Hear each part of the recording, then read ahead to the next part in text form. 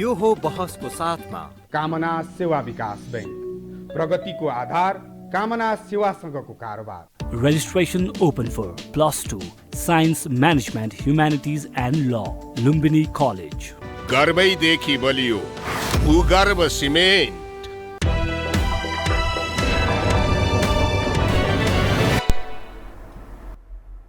नमस्कार, यो बहसमा म यहाँलाई हार्दिक स्वागत गर्दछु। जीवराम भण्डारी। आज यहाँहरू सामुन्ने उपस्थित हुनुहुन्छ डाक्टर द्वारिकानाथ ढुङ्गेल। उहाँ पूर्व प्रशासक हुनुहुन्छ, एउटा अध्येता, लेखक, राजनीतिक विश्लेषक, समाजलाई नजिकबाट अलि स्वतन्त्र चक्षुले लेख्न सक्ने, बोल्न सक्ने, हेरिरहनु भएको व्यक्ति। उहाँसँग आज म विविध समसामयिक विषयहरूलाई उठान गर्ने प्रयत्न गर्नेछु। समसामयिक यस मानेमा लथालिङ्ग भताभङ्गको दृश्य, राजनीतिक, आर्थिक, समग्र क्षेत्रमा परराष्ट्र मामिला, कतिपय मानिसहरूले प्रश्न यत्रतत्र यसरी उठाएका छन्, हामी बग्रेलती समस्यामा फस्यौँ है, यसरी चाहिँ चल्दैन भन्ने निष्कर्ष आम रूपमा अलि स्वतन्त्र ढङ्गले भूमिका निर्वाह गरिरहेका मानिसहरूको यो प्रश्न छ। डाक्टर ढुङ्गेलसँग आज म ती आम मानिसका प्रश्नलाई क्रमशः उठान गर्ने प्रयत्न गर्नेछु। सर्वप्रथम म उहाँलाई स्वागत गर्छु। डाक्टर साहब धन्यवाद जीवरामजी। डाक्टर साहब, म सिधै कहाँबाट प्रश्न प्रारम्भ गर्न चाहेँ भने राज्यका प्रमुख 3 अङ्ग, कार्यपालिका, व्यवस्थापिका, न्यायपालिका। कार्यपालिका उप यसले नेपाली जनप्रति न्याय गरेन, उत्तरदायित्वपूर्ण भूमिका निर्वाह गरेन, जिम्मेवारी पनि त्यति लिँदैन, मानिस दुखी छन्, मरिरहेका छन्, बेरोजगार समस्या यत्तिकै बढेको छ, राजनीतिक व्यक्तिहरू उप यसरी मानिसले औँलो ठड्याए। जनताका प्रतिनिधि, ल सरकारले त काम गरेन, ल कार्यपालिकाले काम गरेन, राम्रो, त्यो जनताको थलो व्यवस्थापिका, जहाँ जनताले चयन गरेका व्यक्तिहरू बस्छन्, राज्य जिम्मेवार भएन भने तिनीहरूलाई औँलो ठड्याउने, दबाब सिर्जना गर्ने र बाध्य पार्ने काम गर्लान् भनेको त्यो संसद केपी शर्मा ओली आफू प्रधानमन्त्री भएको बेलामा विघटनै गरिदिनु भयो पहिलो कुरा त। दोस्रो, विघटन गरेको प्रतिनिधि सभालाई जब सर्वोच्च अदालतले पुनर्स्थापित गराइदियो, त्यो संसदको अधिवेशन यत्रो जल्दो बल्दो तमाम समस्या छ, एमसीसीदेखि लिएर सीमाकादेखि लिएर तमाम समस्या छन्, जनताका समस्या छन्, छलफल हुँदैन, संसद अधिवेशन अनायासै अन्त्य गरियो। अध्यादेशबाट निरन्तर राज गर्ने चाहना यो सत्ताको, यो सरकारको देखिन्छ। सवाल र तेस्रो, ल कार्यपालिका व्यवस्थापिकाले त गरेन भने न्यायालय त छ नि, अलि निष्पक्ष न्याय सम्पादन भन्ने। अब जात्रा, न्यायालयको यो जात्रा, वकिलहरू धरनामा छन्, कोही धरनामा छन्, कोही कुटाकुटमा छन्, न्यायाधीश, प्रधान न्यायाधीशको राजीनामा मागेर बसिरहेछन्, इजलास बहिष्कारको स्थिति छ, सुनवाई कुनैको हुँदैन, नाराबाजी, सर्वोच्च अदालत, माइक, भाँचाभाँच, कुटाकुट, यो दृश्य न्यायालयमा देखिन्छ। यसरी सर्र हेर्दा के देखिन्छ भने यो देश, खास गरी यो सिस्टम पूर्ण रूपले असफल भयो। असफल त भयो, तर त्यसबाट निकास दिने कुनै बहादुर नभएको परिणाम असफल व्यवस्था छ जस्तो देखिएको छ र यो एउटा नाटक भन्छ नि, एक खाले नाटक मञ्चन यो देशमा भइरहेको छ। यो आन्तरिकले यो मञ्चन गरिरहेको छ, आन्तरिक तागतले नै भइरहेको छ कि बाह्यले गरेको छ, यो हुन खोजेको के, जान खोजेको के, यो दृश्यलाई तपाईँ जस्तो व्यक्ति कसरी हेर्नुहुन्छ डाक्टर साहब? म यहीँबाट सुरु गरेँ, कृपया। धन्यवाद। तपाईँले नै यो मुलुकको चित्रण गरिसक्नुभयो। अब मैले अहिले केही दिनदेखि के सोच्ने गर्थेँ, सोचिरहेको छु यहाँ आउँदा पनि, र तपाईँले त्यही कुरा ल्याउनु। यही देशमा जन्मिए, सायद अब कति दिन बाँकी छ होला, केही वर्षपछि यहाँबाट म बिलाएर जान्छु होला, स्वाभाविक प्रक्रिया, निरन्तर प्रक्रिया हो त्यो। मलाई त्यही पनि एउटा प्रश्न आछ, म अहिले नेपाल भन्ने देशमा को नागरिक छु। मेरो देशमा म विद्यार्थी हुँदा त अलिअलि सरकार थियो कि मैले सिंहदरबारमा काम गर्दा पनि अलिअलि थियो कि विद्यार्थी हुँदाखेरि अझ 2000 विक्रम सम्वत 2010 को दशकमा विद्यार्थी हुँदा सायद सरकार थियो कि जस्तो लाग्छ मलाई। त्यसपछि अलिअलि थियो कि अहिले मेरो देशमा सरकार छ। म नेपालको नागरिक हुँ। मलाई कसले हेर्छ? मलाई सायद अब म यो देशमा म यो देशमा छ कि छैन भन्ने मलाई अनुभूति भइरहेछ। अब यो स्थिति सायद भुइँ मान्छेको पनि, धेरै भुइँ मान्छेको पनि यही अनुभूति छ कि भन्ने मेरो अनुमान छ। किन भन्दा तपाईले नै चित्रण गरिसक्नुभयो। एउटा आम मानिसका सामुन्ने यस्तो निराशाका माझमा के विकल्प हुन्छ डाक्टर साहब? जुन दृश्यलाई तपाईले प्लस गर्ने प्रयास गर्नुभयो। अब विकल्प त कुनै पनि चिज निर्विकल्प त छ जस्तो लाग्दैन मलाई। हरेक चिजको त विकल्प हुन्छ। त्यो विकल्प एक जमाना यसरी हेरौँ न है, 104 वर्ष यो देशमा एक प्रकारको शासन व्यवस्था रह्यो, राणाकाल रह्यो। त्यस बखतमा बाँचेकाहरू, त्यस बखतमा त्यो शासनलाई भोगेकाहरूले के ठान्थे होला भने यसको त विकल्प छैन, महाराजको त विकल्प छैन। र जब सिंहदरबारमा महाराजको मृत्यु हुन्थ्यो, सिंहदरबारमा भनेपछि एउटा महाराज जान्थे र त्यसपछि चाहे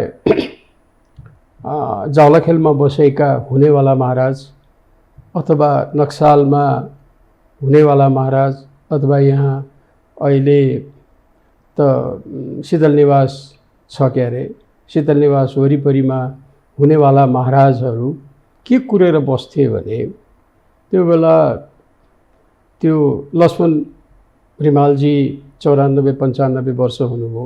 उहाँले त्यो पद्म शमशेर महाराजको राजीनामा ल्याउँदाखेरि ल्याइएका सामानहरू र महाराज मोहन शमशेर कहाँ बुझाएपछि महाराज मोहन शमशेर सन्तुष्ट भएको घटना वर्णन गर्नुभएको छ कि। त्यसैले त्यो मृत्युमा नयाँ हुनेवाला महाराजले कहिले म कहाँ त्यो यो पेटी, श्रीपेच र तरबार र एउटा केही कागजात राख्ने सामग्री पन्जाब पत्रको त्यो चिज कहिले आउला भनेर उनीहरू हुटहुटीमा बस्थे अरे कि। मृत्युको पर्खाइ होइन, कहिले म त्यो अब मलाई प्राप्त हुन्छ। अर्को त्यसपछि भएपछि म श्रीतिन हुन्छु अनि भाइ भारदारले मलाई फाल्दैनन् भन्ने किसिमको धारणा हुन्थ्यो अरे। त्यसै गरी सायद अब यो यस्तै त नरहला, यस्तै स्थिति त नरहला, विकल्प त निस्किन्छ होला। अब यो विकल्प निकाल्ने बारे कहिले निस्किन्छ, कसरी निस्किन्छ भन्ने बारेमा आफ्नो आफ्नो तर्क हुन सक्छ, तर यसमा छलफल गरौँ। डाक्टर साहब, म यसैमा बहस गर्न चाहन्छु। जनताले चयन गरेको प्रतिनिधिहरू छन्, चाहे त्यो कार्यपालिकामा होस् वा व्यवस्थापिकामा। अब न्यायालयको बारेमा अलि अलग ढङ्गले फेरि कुरा गरौँला त जनताबाट निर्वाचित यत्रो परिवर्तनको हामी संवाहक, निर्णायक, यो आन्तरिक उपज भनेर दाबी गर्ने र शक्तिशाली हामीसँग कसैले न्यु खोज्नु भनेको पहरामा कुइनोले हान्नु जस्तो भनेर पनि त्यो शब्द चयन पनि कतिपयले गर्दा रहेछन्। त त्यो आफूलाई दाबी गर्ने जनताले विश्वास गरेर दिएको मत त्यस उप यो गद्दारी गर्ने हदसम्मको अर्थात् गैर जिम्मेवार हुने हदसम्मको के चिजले प्रेरित गर्छ र यो भत्ताभङ्गको स्थितिमा प्रवेश गर्छ? सायद यो विषयमा अहिले जुन आधारमा मुलुक चलेछ भनेको मतलब संविधानकै कारणबाट यो भइरहेछ। संविधान दोषी हो? मेरो विचारमा संविधान नै दोषी हो। संविधान किन दोषी हो भने पहिलो कुरो त यो संविधान कुन परिवेशमा आयो?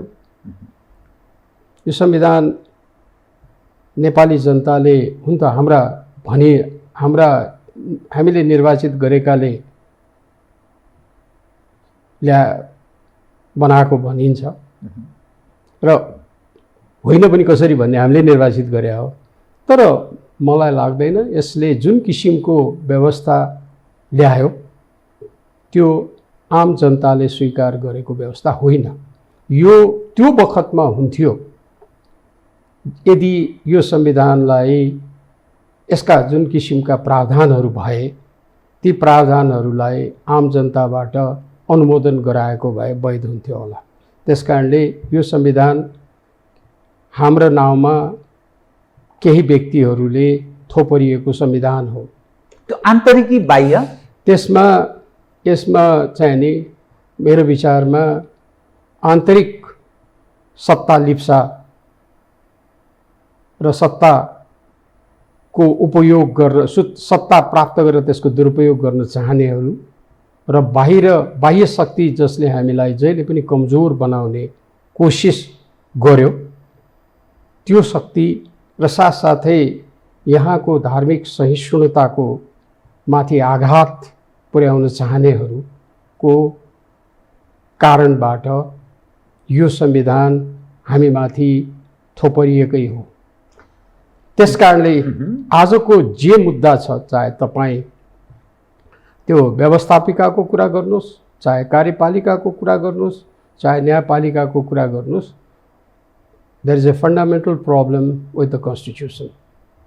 र अब तपाईँ यसमा छलफल गर्नुहुन्छ हरेक बुदामा भने मेरो दृष्टिकोणमा असहमति राख्ने अधिकार तपाईँलाई पनि छ, आम जनतालाई छ, तर मलाई पनि अधिकार, म यो देशको नागरिक छु कि छैन अब मैले अघि नै भनिसकेँ, तर केही प्रश्नहरू त म राख्न सक्छु नि त, यहाँ बसुन्जेल त, यो दुनियाँमा बसुन्जेल त। निश्चय नै। त डाक्टर साहब, एउटा यो मुलुकमा जन्मेको व्यक्ति, यो देशको नागरिकता प्राप्त व्यक्ति, यही देशका जनताले उनीहरूलाई यति ठुलो सम्मान, मान, मर्यादा, यत्रो जिम्मेवारी प्रदान गरेका छन्। यसकै कारण उनीहरूको त्यो फुर्तीफार्ती सारा प्राप्त छ, त्यही जनले मत जाहेर गरेका कारण। त्यो व्यक्ति कसरी त्यो विदेशीहरूको भन्छ नि कठपुतली के कारणले बन्छ र आन्तरिक यत्रा बग्रेलती समस्यालाई नदेखेको जस्तो गर्ने स्थितिमा के कारणले पुग्न सक्छ? त्यो पहिलो कुरा त सत्ताको मात हो। सत्ताको मात र सत्ताको दुरुपयोग गरेर जे गर्न सकिन्छ भन्ने अहम हो। र अर्को कुरा, यो मुलुकलाई कमजोर बनाइराख्ने विदेशीहरूसँगको सम्बन्ध र उनीहरूले खेल्ने भूमिकाको कारणबाट तपाईँप्रति र मप्रति जिम्मेवार हुनुपर्ने कुनै पनि आवश्यकता यिनीहरूले महसुस गर्दैनन्।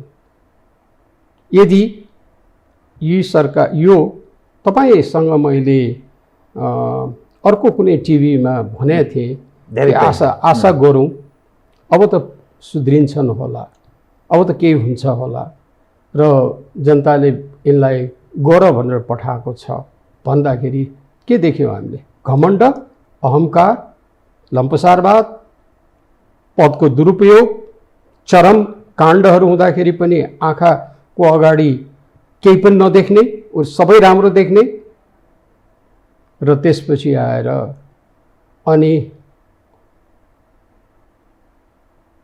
केही व्यक्तिहरूको घेरामा बसेर तपाईँ हामीलाई बोल्ने एउटा, तपाईँ हामीलाई देखाउनको लागि एउटा बोल्ने, गर्ने अर्को। के कारणले भयो भन्दाखेरि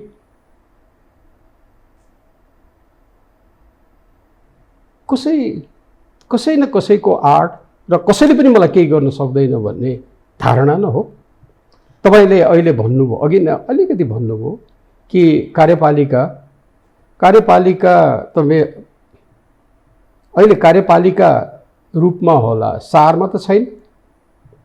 कार्यपालिका व्यवस्थापिका नि यो कार्यपालिका हिजो सायद तपाईँ पनि, म त अब त्यही व्यवस्थामा काम गरे हुनाले, विद्यार्थी जीवनमा त के थिए थाहा छैन, तर काम गरे हुनाले यो निर्दलीय व्यवस्थाको त देखेको हो।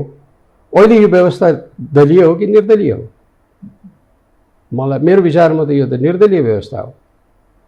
यो सिद्धान्त, मूल्य, मान्यता केही पनि ती सबलाई तिलाञ्जली दिएर प्रभुसँगको आशीर्वादको लागि, प्रभुको आशीर्वाद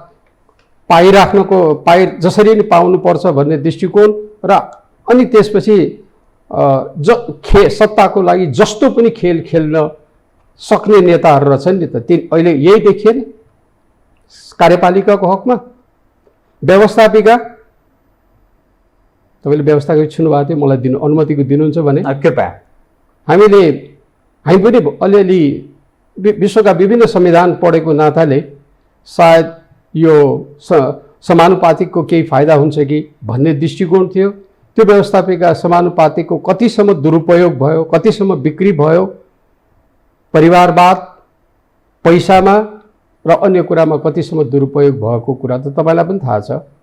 र त्यो अहिले हुँदा त त्यो एकैछिन व्यवस्थापिकाकै कुरा गरेर हो भने, व्यवस्थापिका बेलायतमा कुनै मुद्दा आइलाग्दा तुरुन्त व्यवस्थापिका बस्छ, प्रधानमन्त्रीले त्यहाँ बोल्छन् र त्यसपछि आएर बोल्ने थलो र त्यहाँ जनताले प्रश्न उठाउने थलो र जनतालाई जानकारी दिने थलो, मुद्दाहरू, कुनै पनि मुद्दाहरू, ठुल्ठुला राष्ट्रका मुद्दाहरू होलान्, अरू मुद्दाहरू होलान्, ती विषयमा छलफल गर्ने थलो त व्यवस्थापिका संसद न हो। हाम्रो यहाँ हिजो ओली सरकारले पनि त्यही गरे हो। अब अहिले त ओली सरकारलाई फालेर यो परमादेशमा गठन भएको सरकारलाई त व्यवस्थापिकामा ओलीजीको पार्टीले विरोध गरिरहेछ, अनि ठ्याक्क बन्द गरिदियो, अध्यादेशमा चलाइदियो। हिजो ओलीजीले पनि त्यही गरे हो, आज पनि त्यही गर्दैछन्। हामी चाहिँ नि मुख दर्शक भएर बसेको छ त व्यवस्थापिका। अनि तर तपाईँ हामीले तिरेको पैसाकोबाट उनीहरूले तलब भत्ता लिन त छोडेको छैन।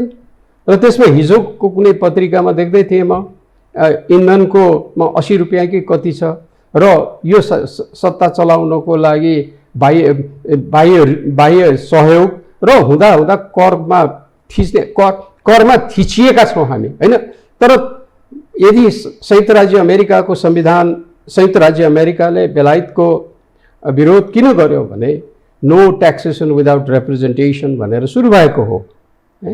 आज यहाँ व्यवस्थापिका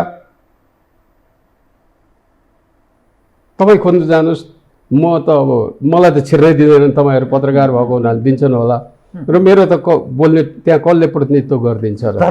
तर मेरो सौभाग्य या दुर्भाग्य जे भन्नुहोस्, म त्यो सदन छिरेकै छैन। अब व्यवस्थापिकाको तपाईँले भनेकै चित्र सायद मैले पनि पुष्टि गरेँ होला। डाक्टर साहब, यतिखेर मानिस आम नेपाली महँगीको मारमा छन्। लाखौँका सङ्ख्याका युवा युवती विदेश जान बाध्य छन्। इन्धनको मात्रै होइन, खाद्यान्न एज अ होल सम्पूर्ण रूपले महँगीको चपेटामा मानिस रोइरहेका छन्, कराइरहेका छन्। दिनानुदिन गुजाराको सङ्कटको अवस्थाबाट गुजर्दछ। बेरोजगार सङ्ख्या झन्झन बढ्दैछ। उद्योग धन्दा यावत चिजहरू चौपटको स्थिति छ। करको दायरा बढाइँदैछ, एकपछि अर्को थोपरिँदैछ। जुन संसदको तपाईँले कुरा गर्नुभयो, त्यसैमा प्रश्न मैले थपेँ।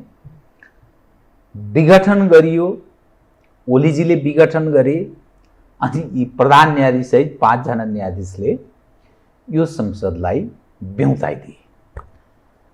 अनि त्यो जो संसद छ यत्रा बग्रेलती समस्या छन्, त्यो संसदबाट काम गर्नुपर्ने औचित्य यो सरकारले पनि देखेन। अध्यादेशबाट थप कानुनहरू बनाउने प्रयत्न गर्यो र संसदको अधिवेशन अहिले अन्त्यको अवस्थामा छ। भोलि कहिले हुने पत्तो अत्तो छैन। त यस्तो संसद र जुन चरित्रका मानिस, जुन दलको वर्चस्व छ, यस्तो संसद हुनु र नहुनुको र यसबाट केही आश गर्ने संसद अधिवेशनै मानिलिनुहोस्, बोलाइदियो रे, विशेष अधिवेशनै बोलाइदियो रे, के हुन्छ? यो औचित्य केही तुकपूर्ण रह्यो अब यो यस्तो खालको संसद? बडो अप्ठ्यारो रियालिटी, किनभने जनताका प्रतिनिधि हुन्, यी पहिलेदेखि बसेका छन्, 4 वर्ष व्यतीत गरिसके, अब के गर्ने? यो बसे के हुन्छ, नबसे के हुन्छ? मैले तपाईँलाई प्रतिवादै गर्नु खोजेको छैन। म के भन्दैछु भने सायद यो देशमा कुनै बहादुर छ भने तपाईँको प्रश्नको उत्तरको लागि यो देशमा कुनै बहादुर जन्मिन्छ वा छ भने सबैलाई सिध्याइदिएर अनि एक छत्र शासन गरेर कुडा कर्कट फोहोरलाई लगेर त्यो कहिले उठ्न नसक्ने गरिकन गाडेपछि अनि शुद्ध बनाएर बाहुन पनि शुद्ध हुन्छ नि हुँदैन आजकल त थाहा छैन। काटो खाने हुन्छ, काटो खाने सधैँका लागि शुद्ध हुन्छ भन्छन्, होइन? त्यस्तो व्यक्ति नै मुलुकले खोजे जस्तो देखिँदैछ। तपाईँको प्रश्नको ठ्याक्कै उत्तर खोज्ने हो भने आई मिन के बेनोभेलेन्ट डिक्टेटरको तपाईँको अब अहिले त यो मुलुक अब तपाईँ पछिल्लो प्रश्न गरिसकेपछि जाउँला भन्ठाने थिएँ मैले। यो मुलुक त यसरी जुन जग हँसाउने काम, जगले हामीलाई मूर्ख बनाइरहने, हामीलाई कमजोर बनाइरहने, हामी त्यसैमा नाच्ने हो, रमाउने हो र त्यसपछि त्यो कठपुतली भइरहने हो भने त केही भन्नु छैन। होइन भने त चाहियो। अब त एउटा जङ्गबहादुरलाई पनि गाह्रो हुन्छ होला। अब त यति बिग्रिसकेको छ जङ्गबहादुरलाई पनि गाह्रो होला, तर जङ्गबहादुरै चाहियो अब। तर तपाईँ एउटा सानो बिहानको हिँडाइको तपाईँ एकदमै सङ्गीन र अत्यन्त गम्भीर प्रश्न गर्नुभयो।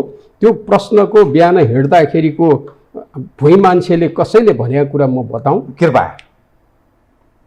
यो मुलुक यस्तो किसिमबाट बिग्रिया छ, अब यसलाई सपार्ने हो भने गइसकेका चन्द्रबहादुर जर्नललाई, चन्द्रबहादुर थापा, जनरल चन्द्रबहादुर थापा, महालेखा परीक्षक, मुख्य सचिव, देशको गृह सचिव, पुलिसको कर्नल काठमाडौँको राणाकालमा, उनलाई बोलाएर टुडीखेलमा बिहानको भनाइ है यो भुइँ मान्छे कसैले भने कति आक्रोश भएछ भन्ने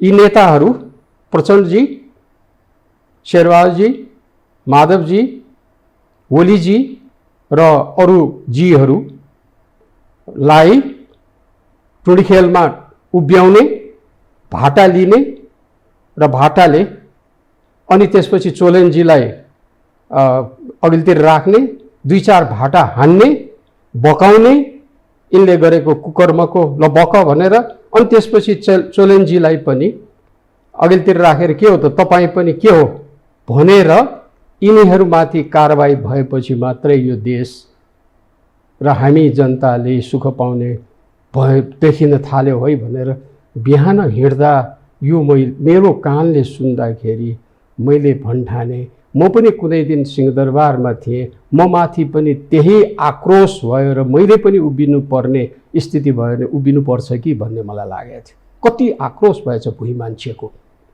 हेर्नुहोस् त, यसले आम जनको धारणा, बिहान हिँड्दाखेरि कसैले आक्रोश व्यक्त गरेको हो र त्यसमा यिनलाई प्रतिबिम्ब भनेर यी देश चलाउने अहिले त यिनै हुन्। यिनकोबाट कस्तो किसिमको रोष नेपाली जनतामा आइसकेछ, भुइँ मान्छेमा, गरिब मान्छेमा। त्यो भुइँ मान्छे यो यस्तो सुन्दाखेरि मलाई के लाग्यो होला जीवरामजी, मलाई अहिले तपाईँकोबाट जसले सुनेर म माथि आक्रोश व्यक्त गरेर म माथि यिनका मान्छेहरूले म यहाँबाट निस्केपछि म माथि कारबाही हुनसक्छ। तर यो मैले सुनेको मेरो कानले बिहान हेर्दा सुनेको भनाइ हो। यसले देशको चित्रण गर्छ कि गर्दैन? अब अर्कोतिर तपाईँले अघि न ल्याउनु भयो, तथ्याङ्कले हेर्दाखेरि मुलुकको स्थिति, तपाईँ कर यताउतिको कुरा गर्नुभयो, म अलिकति तथ्याङ्क दिउँ कृपया। हेर्नुहोस्, यो देशमा कोभिडभन्दा अगाडि 18.7% जनता गरिबीको रेखामुनि थिए। अहिले कोभिडको कारणबाट 1920को डेटाले भन्छ 31.2% जनता गरिबीको रेखामुनि पुगिसकेका छन्। विश्व ब्याङ्कले भन्छ यो देश, विश्व ब्याङ्कको डाटा यो 19 जुलाई 20 को डेटा हो है। त्यो विश्व ब्याङ्कले के भन्दैछ भने नेपालको आर्थिक वृद्धि दर बढ्यो भने 2.8 होइन भने 2.1 मा बस्छ भनेर। हेर्नुहोस् त, हामी अब उसको यो करप्सन इन्डेक्स छ नि, करप्सन इन्डेक्समा हेर्दै थिएँ म। हेर्नुहोस् 2020 को डेटाले भुटान 24औं स्थानमा छ 180 मा, मालदिभ्स 75औं स्थानमा छ, भारत 86औं स्थानमा छ, श्रीलङ्का 94 स्थानमा छ, नेपाल 117 मा छ। भ्रष्टहरूको सबभन्दा माथि 1 नम्बरमा डेनमार्क छ, 88 नम्बर पाएको छ 100 मा। नेपाल 33 मा छ, 50 भन्दा तल हुने बित्तिकै भ्रष्ट देश छ। एकातिर आर्थिक स्थिति यस्तो खराब छ, दिन पर दिन हाम्रो यो तिग्रा, डाक्टर हर्क गुरुङले भन्नुहुन्थ्यो बुद्धि र तिग्रा बेच्ने र बुद्धि बेच्ने भन्नुहुन्थ्यो कि। तिग्रा बेच्नेहरूको लाइन मैले अनादर गरे होइन। यो देश धान्नको लागि हरेक दिन हजारौं नेपालीहरू बाहिर गइरहेका छन्। उनले ल्याएकोमा हामी उनले ल्याएको पैसामा हामी यहाँ हाली मुहाली गरिरहेका छौँ उनको नाउँमा, र उनीप्रति जिम्मेवार नभइकन, उनीप्रति उत्तरदायी नभइकन। भन्नुहोस्, अब यो देशमा अनि आक्रोश, यी नेताहरूप्रति आक्रोश र तपाईँले चित्रण गरेको कुरालाई मैले कसरी होइन होला भन्नु छैन। त्यो आक्रोश खाली आक्रोश हो म कसरी मानौँ? तपाईँले चित्रण गरेको कुरालाई मैले कसरी प्रतिवाद गरौँ? जीवरामजी। डाक्टर साहब, यसमा नि सङ्घीयता, गणतन्त्र, धर्मनिरपेक्षता अनि र यो जारी भएको संविधान, यो प्राप्त उपलब्धिमा ठुला राजनैतिक दल ठानिएका, अहिले देखिएका ठुला राजनीतिक दल गौरव गर्छन्। यो स्वर्गमा जाने त्यो सुनको लिस्नु जस्तो हो, त्यसमा गौरव गर्छ। तपाईले जनताको आक्रोशको त्यो कुरा सुनाउनु भयो। अब यो यसले त संगठित त्यो तागत जो दल छ, जो यही सिस्टमबाट लाखौं मानिस पालिएका छन्, यसबाट धेरै मानिसलाई लाभ, जो राजनीतिक वृत्तमा रमाएका व्यक्तिहरू छन् उनीहरू लाभ लिइरहेका छन्। त जनता र दलबीच टसल हुने कुरा आयो नि त यसले त। यस्तो कुरा यो त तपाईँ त यो मसँग कुरा गर्दा चारैतिर उज्यालो त देखिरहनु भएको छ। तपाईँलाई यहाँ यहोको बारेमा त तपाईँले राम्रै देख्नुहुन्छ होला, तर आम जनताले के देख्छ? के देख्छ? आम जनता के भोगिरहेको छ त्यो महत्त्वपूर्ण हुन्छ कि मैले उज्यालो देखेर सुनको लिस्नु देख्छु? प्रचण्डजीले कहाँ देख्नुहुन्छ? प्रचण्डजी त वरिपरि राजा ज्ञानेन्द्र, पूर्व राजा ज्ञानेन्द्र भन्दा पनि बढी सुरक्षित भएर हिँड्नु परेको छ उहाँलाई। र यहाँ हिजो टङ्कप्रसादजी प्रधानमन्त्रीबाट निस्किएपछि उहाँ लुरु हिँड्नुहुन्थ्यो, उहाँसँग खाने समस्या, उहाँलाई खानको दुःख थियो। राजा, मैले सुनेअनुसार राजा महेन्द्रले दिएको गाडी बेचेर पार्टी चलाउनुहुन्थ्यो। आज हाम्रा नेताहरू महलमा बस्नुहुन्छ उहाँहरूलाई त यो व्यवस्था नभए त यो जसरी नि टिकाउनु छ, जसको उहाँले त उहाँको लागि त सुनको लिप्स न हो, तर म भई मान्छेको लागि के छ भन्ने कुरा बुझ्ने कि उनका कुरा गरेर हिँड्ने। तर समस्या कहाँ के भइदियो भने भई मान्छेलाई सङ्गठित गर्ने व्यक्ति जन्मिसकेन। भई मान्छे सङ्गठित गर्ने हो र एकछिनको लागि 60-70 हजार मानिसहरू देशभरि नै गोली खान तयार भएर 1 लाख मान्छे जति देशभरि निस्किने हो भने यो तासको पत्ता ढले चाहिँ ढल्छ जीवरामजी। यो देशमा यो प्रशासन भने जनताको लागि होला, गोली चलाउला, 2-4 गोली चलाउला, तर 2-4 गोलीले चुप लाएर जनता बसेनन् भने यो बालुवामा बनेको घर हो, यो तासको पत्ता हो, यिनीहरू ढल्छन्। तर अहिले यो भन्छ नि मृग एउटा यो ऊ मात्रै हो, के भन्छ यो महाभारतमा एउटा छ नि घर देखिन्छ नि, त्यो घर होइन, एकदम हिँड्दा बाटो छ, हिँड्दाखेरि झापमै खसेर पानीमा झर्ने, मैले बिर्सेँ अहिले महाभारतमा छ। त्यस्तै यो स्थितिको नेपालको अहिलेको स्थितिमा हिँडिरहेका छन् नेपालका राजनीति नेतृत्व। त्यही कारणले भुइँ मान्छेले भन्दैछ कि यिनलाई चन्द्रबहादुर जर्नल ल्याइदिनु पर्यो, यिनलाई तर्लाउन भनेर। चेप्ने, परिष्कृत हुने, सुध्रने पनि काहीँ ठाउँ तपाईँ देख्नुहुन्छ कि अब त्यो अवस्थाबाट पार लागिसक्यो, अब सुध्रने छाँटकाँट छैन भन्ने लाग्छ? अहिलेको हुन त सुत्रिन त, तर मलाई लाग्छ जुन सङ्केतहरू देखियो, जसरी उहाँहरूले व्यवहार गरिरहनु भएको छ त्यो त न्यून छ। त डाक्टर साहब, यसैमा नि तपाईँले के भन्नुभयो भने यो तासको पत्ता जस्तो ढल्छ होला, कहिले ढल्छ भन्नुभयो। तर त्यो जो सङ्गठित ताकत छ नि, सङ्गठित यसबाट यथेष्ट लाभ लिइरहेको छ, ऊ स्वर्ग ठान्छ यो सिस्टमलाई। कतिजना त्यो असङ्गठित जनता, त्यो सङ्गठित ताकत तपाईँ हेर्नुहोस् न, अहिले 7 लाखभन्दा बढी माओवादीको, 7-8 लाखभन्दा बढी एमालेको, 8 लाखभन्दा बढी काङ्ग्रेसका त सदस्य छन्। त्यसदेखि बाहेका यसबाट लाभ लिने उनका जन अरू साना खुदै पार्टी छन्। अनि त्यो सङ्गठितसँग असङ्गठितले कसरी लड्छ र त्यो स्थिति आउँछ भन्न त्यो के मैले भने न, राणाकाल जान्छ भनेर कसरी सोचेको थियो यहाँ?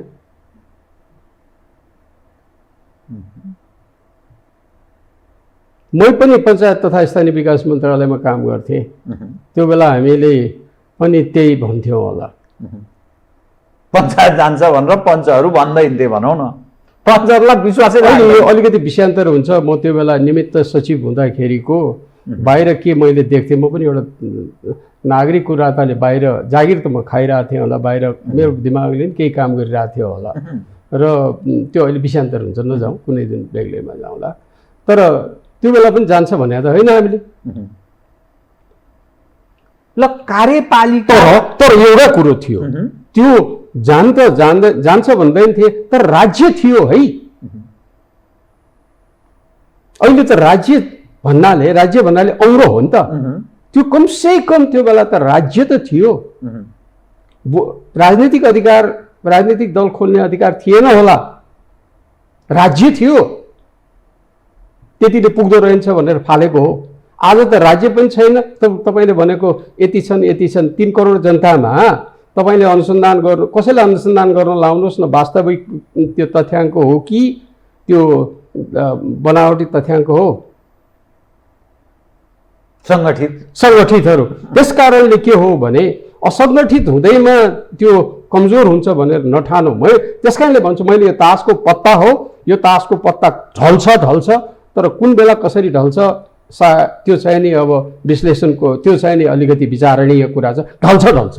यसको मूल कारण भनेको वर्तमान संविधान र यसलाई चलाउने व्यक्तिहरूको दुईटै हो। ल ठिक छ, कार्यपालिका र व्यवस्थापिकाका सञ्चालकहरू चाहिँ त्यो विगतमा दुखी थिए, गरिब थिए। यिनका उद्देश्य भनेको पैसा कमाउने, अलिकति काठमाडौँ घर बनाउने, अलि मै हुँ भन्ने स्थिति सिर्जना गर्ने, ठालुको रूपमा आफूलाई स्थापित गर्ने त्यो कसरत गरे होला। ल ठिकै छ, जनप्रतिनिधि हुन्, यिनलाई एक हिसाबले यसरी बुझौँ।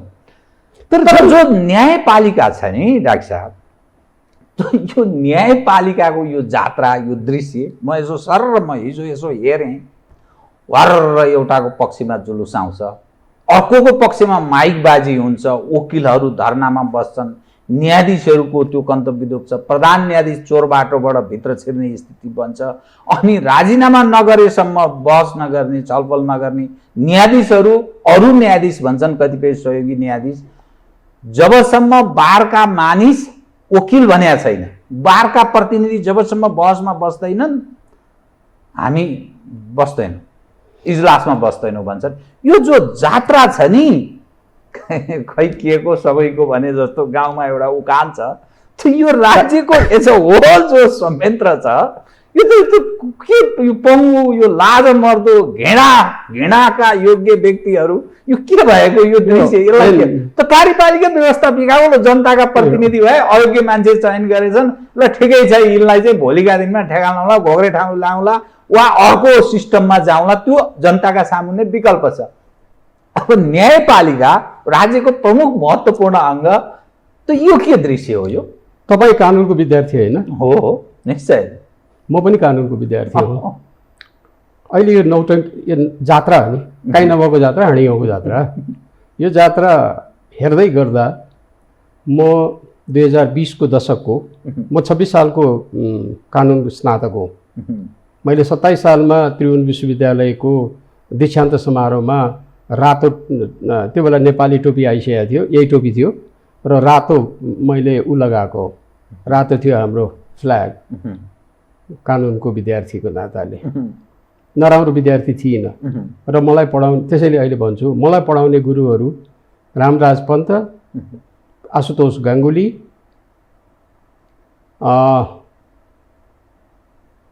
यिनीहरू रामराज पन्त, आशुतोष गाङ्गुली, वासुदेव राम जोशी आदि आदि, शङ्कर शर्मा, त्यसपछि यिनीहरू नै, यो रामानन्द प्रसाद सिंह, चन्द्रधर उप्रेती। तर यिनीहरूको नाम लिँदा लिँदै पनि अरूको छुट्यो होला, मेरा मान्यवर गुरुहरू माफ गर्नुहोला।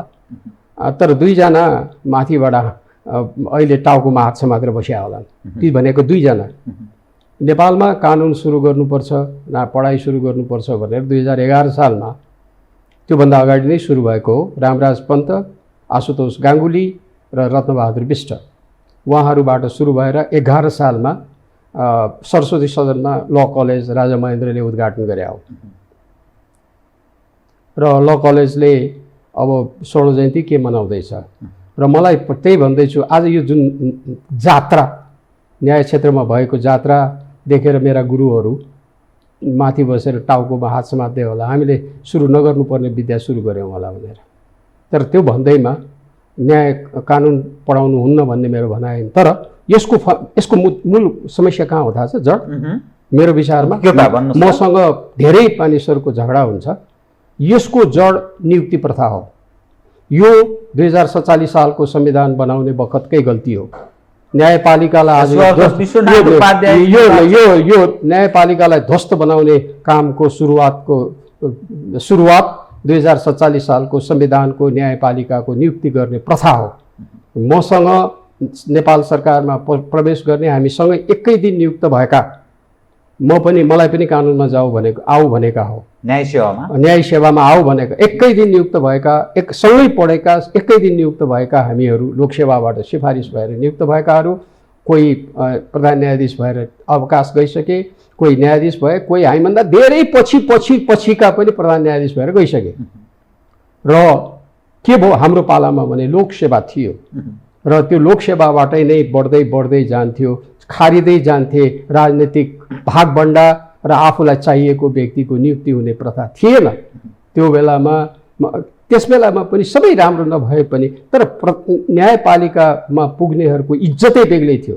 यो देशको न्यायपालिका हरिप्रसाद प्रधान, रत्नबहादुर विष्ट र त्यसपछि भगवती प्रसाद सिंह जस्ता प्रधान न्यायाधीशले चलाएको र अनि शम्भुप्रसाद गेवाली जस्ता न्यायपालिका हस्तीहरू बसेको आज यो काहीँ नभएको जात्रा हाँडी गाउँको जात्रा कालोकोटको बेइज्जत हो। यो बेइज्जत मूलत के हो भने यो संविधानमा न्यायपालिकाको नियुक्तिको प्रथा हो। जबसम्म यो नियुक्तिको प्रथा परिवर्तन हुँदैन, यो अहिले केही पनि होइन, हेर्नुहोस् यो नियुक्ति जम्मै भागभण्डामा नियुक्ति भएको, चरम राजनीतिकरण भएको छ, चरम भागभण्डामा नियुक्ति भएको, यी सबै भागभण्डामा आएका हुन् र यिनीहरू अहिले पनि त्यो न्यायाधीश हुन चाहन्छन् र हिजोका न्यायाधीश र आजका न्यायाधीशको सम्पत्ति जाँच गराएर हेरौँ त। त्यसकारणले मलाई हिजो कस्तो विरक्त लाग्यो भने, यति विरक्त लाग्यो अनि मैले लेखेँ सामाजिक सञ्जालमा, यो नेपालको न्यायपालिका ध्वस्त भयो। यो ध्वस्त हुनको कारण राजनीतिकरण र भागभण्डा हो। यसमा नियुक्ति प्रथा जबसम्म परिवर्तन हुँदैन यो सुधार हुँदैन। एउटा चोलेन्द्र जालान अर्को चोलेन्द्र आउने हो। त्यसकारणले अहिले यो शुद्धिकरणै, अब राज्यकै शुद्धिकरणको आवश्यक भइसक्यो। यो सुनपानी सर्किने बेला तपाईँ शुद्ध बाहुन हो कि होइन छैन, म त शुद्ध बाहुन होइन, नभए पुष्पानीले अब यिनलाई पनि छर्केर यिनीहरूलाई सबैलाई अछुत बनाएर अब खोजेर ल्याउनु पर्ने स्थिति भयो। भनेको मतलब मुलुकको व्यवस्थापिका, कार्यपालिका र न्यायपालिका एउटै, अब त न्यायपालिका पनि यही उसमा बाटोमा हिँड्यो जुन कि बाटोमा व्यवस्थापिका अकर्मण्य भएको छ, कार्यपालिका हाम्रो नाउँमा शोषण गरेर बसिरहेको छ र यो हुने नहुने सबै काम गरिरहेछ। सिद्धान्त छैन, केही छैन। विश्वेश्वर प्रसाद कोइरालाले बनाएको नेपाली काङ्ग्रेस आज कहाँ छ? मनमोहन अधिकारी अथवा यिनीहरूले भन्छन् पुष्पलालले बनाएको कम्युनिस्ट आज कहीँ छ? त्यसकारणले न्यायपालिका हरिप्रसाद प्रधान जस्ता ले चलाएको न्यायपालिका आज ध्वस्त भएको छ। यस्तो पनि नाटक हुन्छ? यसको तत्काल न्यायपालिकाको चाहिँ निकास, अब निकास भन्ने हो भने हेर्नुहोस्, यी सबै राजनीतिक जुन अहिले हामी हौँ, हामीले यो देशलाई सुनको लिस्टमा बनाएको छौँ भनेका छन् नि, ती सबै यो न्यायपालिकासँग अहिलेको काण्डमा यिनीहरू सबै मुछिएका छन्। त्यसकारण यिनीहरू बोलिरहेका छैनन्। अनि चोलेन्द्रजीलाई के छ भने, तिमीहरू मलाई हेप्ने, तिमीहरूको कमजोरी मलाई थाहा छैन, म खोल्छु भनेको अब रह्यो। त्यसकारणले के छ भने यी न्यायाधीश अब हेर्नुहोस् त, आम जनता, म एक दिन हिँड्दै थिएँ, त्यो बाहिरबाट आएका व्यक्तिहरू कहिले हाम्रो पेशी चढ्ला, एक त अहिले न्यायपालिका एकदमै भ्रष्ट छ भन्ने कुरा त जाँतै आइरहेको छ, जगजाहेर छ। त्यस्तो स्थितिमा पनि कहाँबाट आएका मानिसहरू पेशीको लागि त्यो कुरेर बसेको देख्दा मलाई यस्तो नमजा लाग्यो। ए भगवान्, मेरा रामराज पन्त र आशुतोष गङ्गुलीले मलाई यही पढाएको थियो त, मेरा सहपाठीहरूले यही पढाएको थियो त, मभन्दा कनिष्ठले यही पढेका हुन् त। त्यस कारणले हिम्मत छ यी न्यायाधीशहरूलाई भने यिनीहरूले भन्नु पर्यो, जसले इजलासमा बस्दैनन्, यिनले हामी तलब भत्ता लिँदैनौँ अथवा हामी राजीनामा गर्छौँ, हामी पनि भागभण्डामा आएका हौँ भनेर भन्नु सक्नु पर्यो। नभने अब भन्ने छाट त छैन। अब एउटा हटाएर अर्को जाने यी सिद्धिए भने फेरि राजनीतिक दलवाला हो, मेरो चाहिँ कामदार मान्छे त्यहाँ न्यायाधीश बनाउँछु भनेर हिसाब किताब गरेर अनि त कसरी छोड्छ? पाएसम्म छोड्छन् हो। त्यसैले त तपाईँले नै भन्नुभयो नि, देशको जताततै भङ परेको, लथालिङ्ग भएको, ध्वस्त भएको छ भनेर तपाईँले पुष्टि गरिराख्नु भएको छ। मेरा कुरालाई तपाईँले आफ्नै मुखबाट पुष्टि गरिराख्नु भएको छ। त्यस कारणले के हुनु पर्यो भने तपाईँहरूले अब न्यायपालिकाको यो स्थिति देख्दाखेरि संसार हँसाएको छ। संसारलाई पनि के हँसायो भन्नु, यो देश कमजोर बनाउनेहरू त हाँसिरहेछन्, वाह वाह वाह, अब कहाँ जाला मछली हाम्रै ढडिया भनेर हाँसेर बसेका होलान्। त्यस देख्नु भएन हाँसेकाहरू एउटाले लेखेको किताबको यहाँ त्यत्रो तारिफ हुँदाखेरि नेपाललाई भुटान बनाउनुपर्छ भनेर लेखेको किताबको तारिफ गर्नेमा गएर हामीलाई भारत नभइदिएको भए हामी यहाँ हुने थिएनौँ भन्ने लम्पसार पर्न गएकाहरू त देख्यो नि, ती त खुसी भइरह होला नि त, हामीलाई कमजोर बनाएर। जहिले पनि कमजोर बनाउनु खोजिरहेकै हुने। अब भनेपछि फर्केर संक्षेपमा न्यायपालिका, यो त अङ्ग्रेजीमा भन्छ कि एउटा कबवे भन्छ क्या, यो त माखे जालोमा फस्यो। अब राजनैतिक नेतृत्वहरूलाई थाहा छ उनीहरू हाम्रो कमजोरी। ल मुद्दाहरू यत्रा छन्, अब उसको बालुवाटारको मुद्दा छ, कहाँको मुद्दा छ, कसको के छ, कसको के छ, र अहिले नियुक्तिमै भागभण्डा गरेकै हुन्। त चोलेन्द्र शमशेरले राजीनामा दिए त एक खाले निकास निस्किन्थ्यो होला नि त। किन उनलाई भने उनले राजीनामा गरेपछि आउने को? यो त फन्डामेन्टल, जबसम्म यो अहिलेको पद्धति ठिक छ निकास निस्केला, तर यो नेपालीको शब्द एउटा छ, के को न्यानो भन्छ नि, म नभनौँ त्यो शब्द राम्रो हुन्न, त्यही न्यानो मात्रै हो। यो त्यसरी सुधार हुँदैन, हुँदैन। न्यायपालिकालाई फाल्ने, अर्कोले आउने, अर्को त्यही हो। त्यस कारणले न्यायपालिकाको हकमा हामीले जुन नियुक्तिको प्रथा सुरु गर्यौँ र जुन किसिमको व्यवस्था गर्यौँ त्यो नै मूल जरो हो। त्यसलाई अट्याक, त्यसमाथि नसोचिकन कसले बोलिरहेछ अहिले, कसले बोलिरहेछ नियुक्तिको बारेमा, कसैले बोलिरहेछ भन्नुहोस् त? खालि राजीनामा म राजीनामा माग्छु, मैले यिनको, किनभने हामी पनि अदालतमा पब्लिक लिटिगेसन लिएर गएको र यिनका न्यायाधीशहरूले बाहिर पत्रिकामा लेखेर फैसला लेखेको हामीले पनि हेरिरहेका छौँ नि। त यिनीप्रति हामी सन्तुष्ट हुन्छौँ। तर के हो भने यिनी जान्छन्, जानुपर्छ, तर गइसकेपछि आउने को?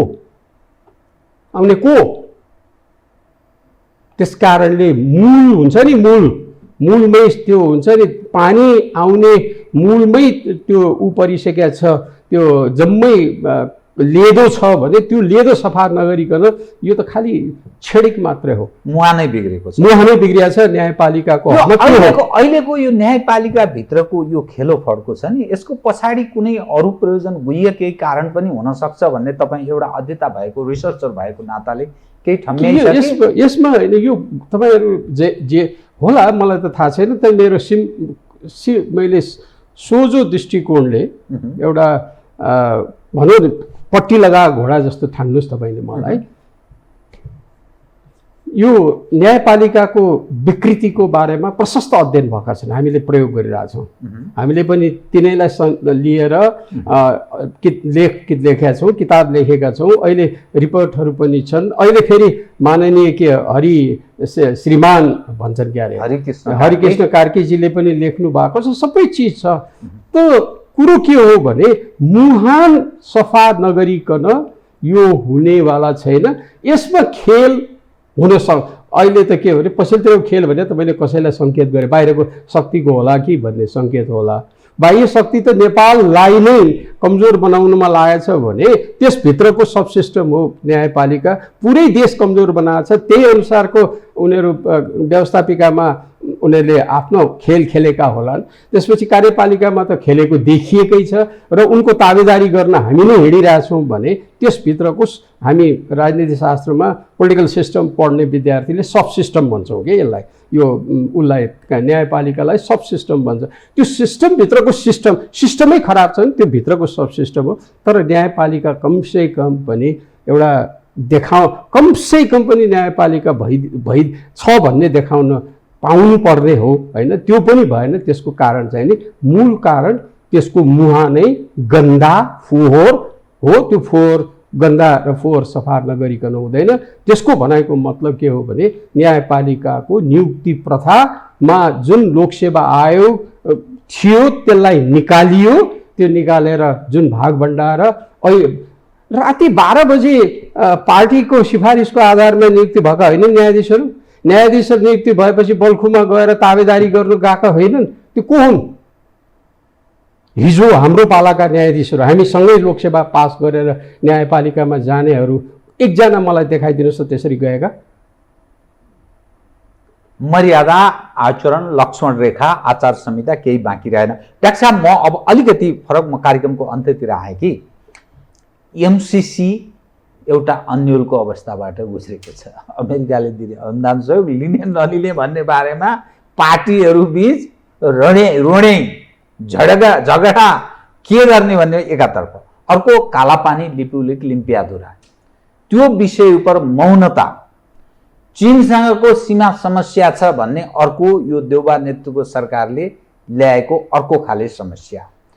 अब आगामी जो यसैसँगै म समय धेर नभएको हुनाले यसैमा प्लस गरेँ, राष्ट्रिय सभा र प्रदेश सभाका रिक्त स्थानहरूमा उपनिर्वाचन हुँदैछ।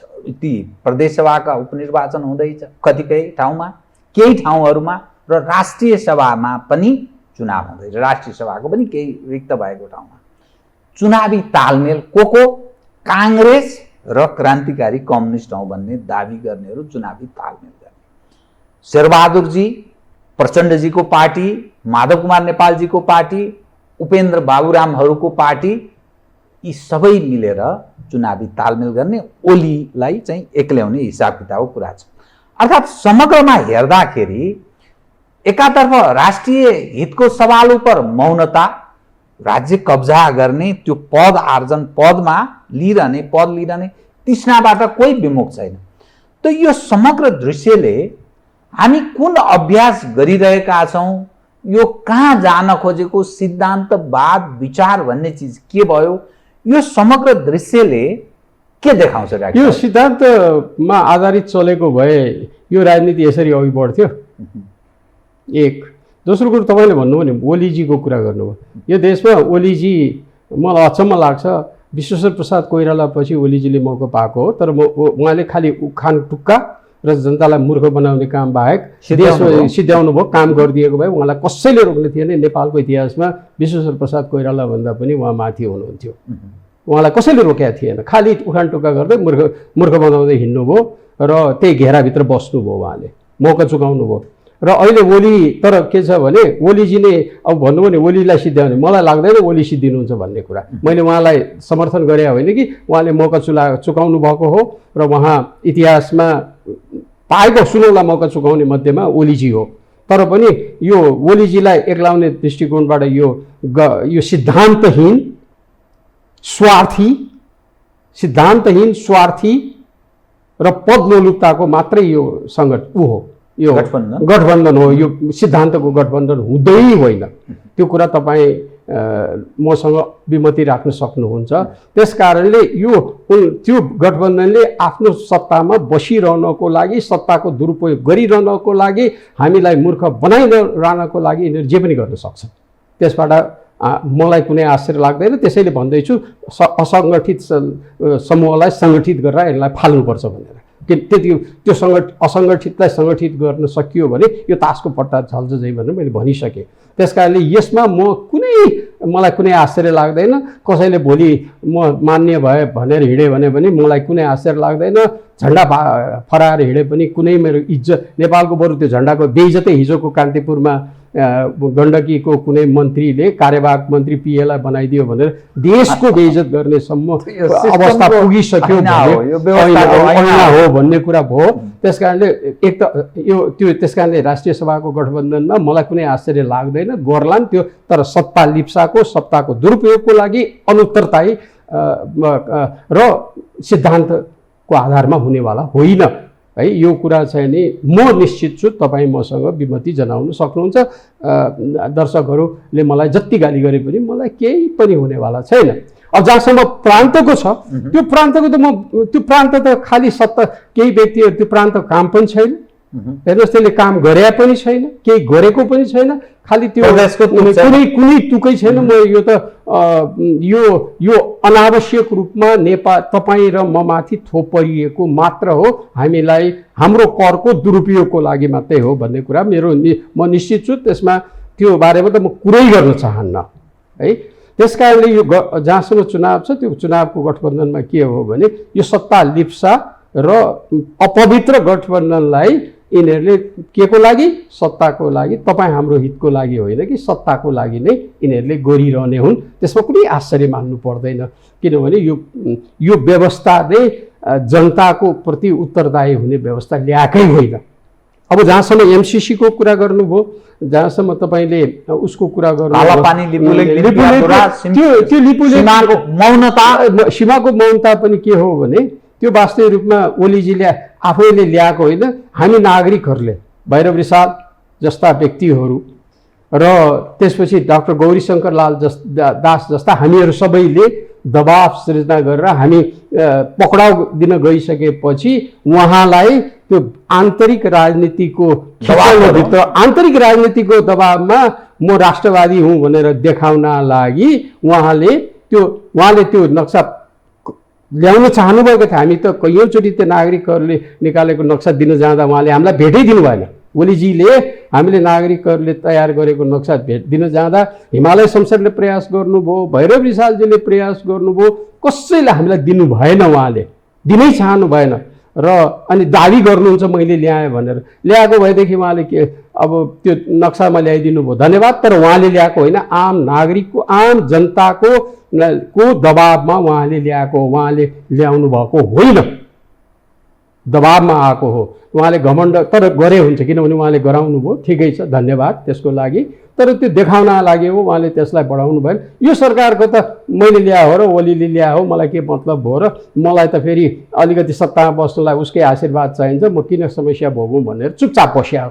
न प्रसन्नजीले बोल्छन्, न कसैले बोल्नेवाला छैनन्। हेर्नुहोस्, अनि एमसिसीको हकमा मेरो विचारमा एमसिसीको हकमा अहिले फेरि खास गरिकन यो कोपबाट फर्केर आइसकेपछि वो जुन उहाँ शेरबहादुरजीले हामीले पत्र पठायौँ भन्नुभयो नि, दुवैले मिलेर पत्र पठायौँ भनेपछि झन् यो बर्बाद हो। तर मेरो दृष्टिकोण एमसिसीमा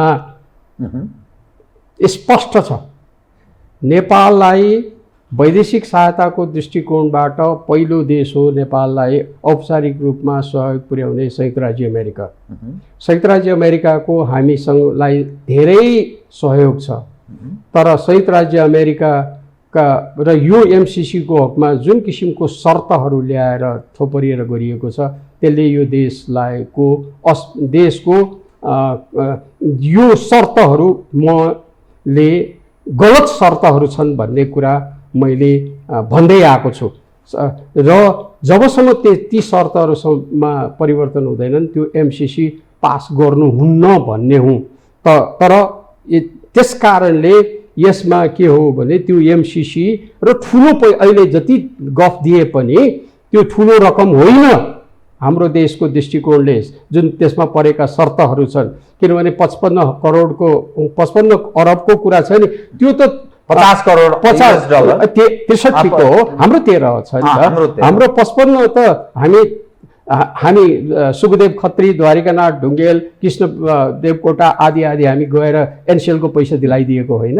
आज त्यो यति 55 करोडको लागि हामीले आफ्नो उसले जे शर्त राख्दै गएको छ, त्यो शर्त हामीलाई असर भोलिको वैदेशिक सहायताको लागि त्यसले के प्रचलन सुरु गर्छ, के परिपाटी सुरु गर्छ नभनिकन शर्त, जुन किसिमको शर्तहरू हामीले स्वीकार गरेका छौँ त्यो हाम्रो त्यो गरिनु हुँदैन थियो र त्यसको लागि यसरी अड्किरहनु आवश्यक छैन।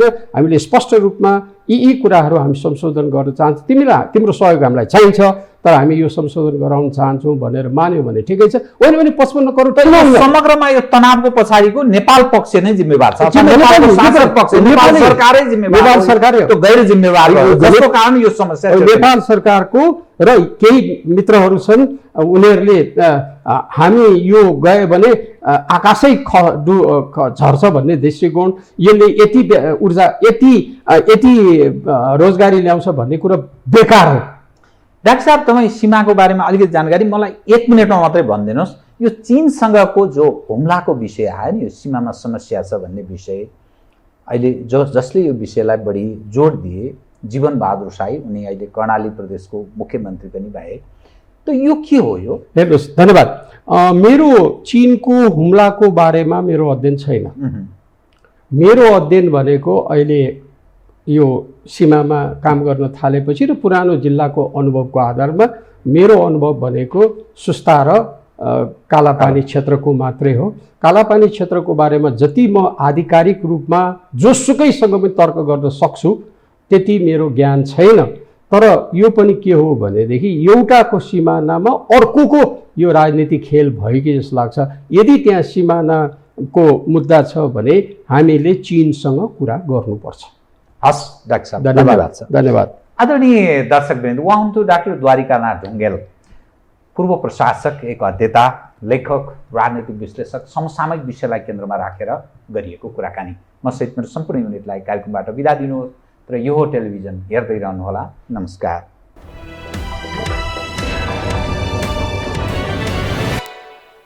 यो हो बहसको साथमा कामना सेवा विकास बैंक, प्रगतिको आधार कामना सेवासँगको कारोबार। Registration open for +2 Science Management Humanities and Law, Lumbini College. गर्वैदेखि बलियो भूगर्भ सिमेन्ट।